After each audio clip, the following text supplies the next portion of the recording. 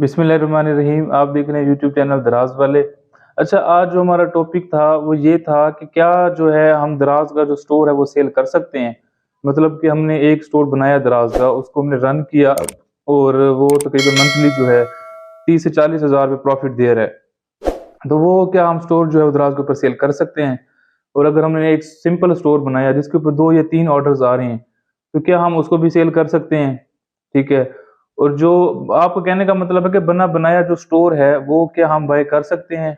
मतलब कि हम किसी को 1 लाख रुपए देकर स्टोर बाय कर सकते हैं, या इस तरह का जो कोई इशू होता है, तो वो जो है आज हम डिस्कस करेंगे वीडियो में कि जी हमने दराज पर स्टोर बनाया, उसको रैंक किया और उसको सेल कर दिया। ठीक है। तो क्या ये पॉसिबल है? अगर पॉसिबल है तो इसके चार्जेस कितने हैं? मतलब कि अगर स्टोर जो है 2 या 3 ऑर्डर्स आ रहे हैं उसकी कॉस्ट कितनी है?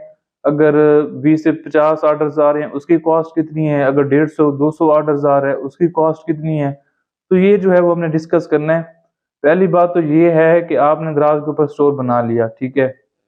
और उसके ऊपर आपने 1 या 2 मंथ लगाकर प्रॉफिट मार्जिन जो है वो भी उसका आप इंक्रीज़ कर दिया आपने, ठीक है? तो अब आपको लगता है कि जी मैं एक और स्टोर बना के उसको भी रैंक कर सकता हूँ। तो क्यों ना ये जो स्टोर है उसको मैं सेल कर दूँ दराज के ऊपर। अच्छी भली अमाउंट जो है वो मुझे है कि 5-10 लाख रुपया जो है आ जाना है मुझे एक स्टोर से। तो इस चीज़ को मद्देनज़र रखते हुए मुझे एक बात बताएँ, जब आपने अपनी डिटेल्स के ऊपर अपने बैंक जो है, इन्फॉर्मेशन है उसके ऊपर स्टोर बनाया है, तो आप इसको किस तरह से कन्वर्ट कर सकते हैं? पहली बात तो ये है कि आप जो है स्टोर जो है दराज के ऊपर अपना सेल नहीं कर सकते। कुछ शराइत हैं जिसके ऊपर जो है आप अपना स्टोर सेल कर सकते हैं। फर्स्ट तो हो गया स्टाम्प वगैरह, जैसे स्टाम्प फरामोश बैठे होते हैं, तो आपने वहाँ पे कॉन्ट्रैक्ट बेस के ऊपर कि जो पेमेंट आपको आएगी आपने मुझे भेज देनी है, और यहाँ से जो स्टोर है वो मैं सँभालूँगा, सारा प्रॉफ़िट मेरा, सारा कुछ मेरा। तो आपको पता है कॉन्ट्रैक्ट कितनी बेस पे रहता है, जब मर्ज़ी हो वो हो सकता है चेंज। अच्छा, तो दूसरी बात क्या है? दूसरी बात ये है कि भाई जो डीमाल के अकाउंट्स हैं ये बिल्कुल भी आप परचेज़ नहीं कर सकते। एज़ अ ब्रांड आप कभी भी नहीं ले सकते, ना ही डिटेल्स चेंज होनी है, ना ही कुछ होना है। तो डीमाल का जो अकाउंट है वो आप कभी नहीं ले सकते, ठीक है? तो फर्स्ट यही होता है कि कॉन्ट्रैक्ट बेस के ऊपर जो है वो हम स्टोर ले सकते हैं दराज के ऊपर। एक कॉन्ट्रैक्ट करवा लेंगे कि भाई आपका जो है आज से अपने स्टोर के साथ लेना देना बिल्कुल नहीं है, ठीक है? मतलब एक वो भी आपका एक दूसरे से मिलकर मीटअप होगा, देन जाके जो है वो स्टोर आपको एक दूसरे के आप हवाले करेंगे। अदरवाइज बिल्कुल भी ऐसा नहीं है कि आप घर बैठे ही जो है वो स्टोर जो है अपना अपना उनसे ले लें या अपना स्टोर जो है वो बेच दें।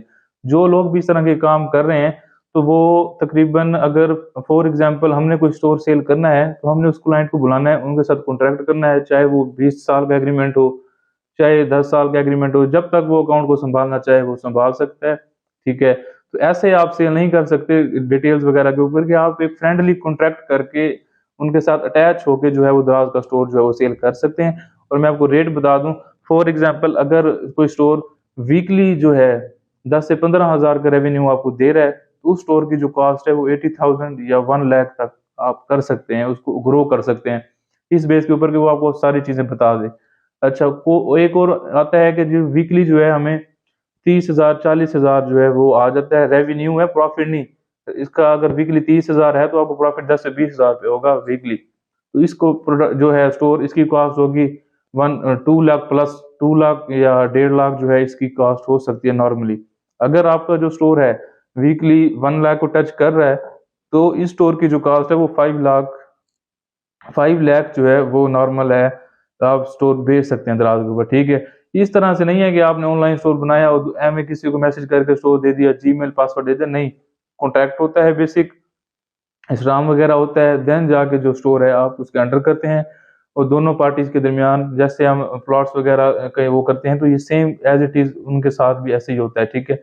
तो इस तरीके से जो है वो आप दराज के ऊपर जो है वो काम करके अपने स्टोर जो है वो आगे सेल कर सकते हैं। जिनकी रैंकिंग अच्छी हो, जिनके ऊपर काम हो रहा हो, तो आप इस तरह से जो है वो सेल कर सकते हैं, और ऐसे 2 नंबर लोगों से आप बचा करें, जो आपको एमए स्टोर दे के फ्रॉड करके पेमेंट अपने पास उनकी आ जाती है और फिर हम उनकी मिन्नतें करते रहते हैं। तो इस चीज़ से ख्याल करें, स्टाम्प और कॉन्ट्रैक्ट बेस के ऊपर जो है वो दराज के साथ आप स्टोर एक्सचेंज कर सकते हैं, ठीक है? अगर डीमार्ट का अकाउंट है तो वो आप नहीं कर सकते, ठीक है? वो भी आप कॉन्टैक्ट भी कर सकते हैं कि ब्रांड उसका चलाएँ, आपका नहीं। तो ये है आज की वीडियो। अच्छी लगी तो हमारे चैनल को सब्सक्राइब करें। अल्लाह हाफ़िज़।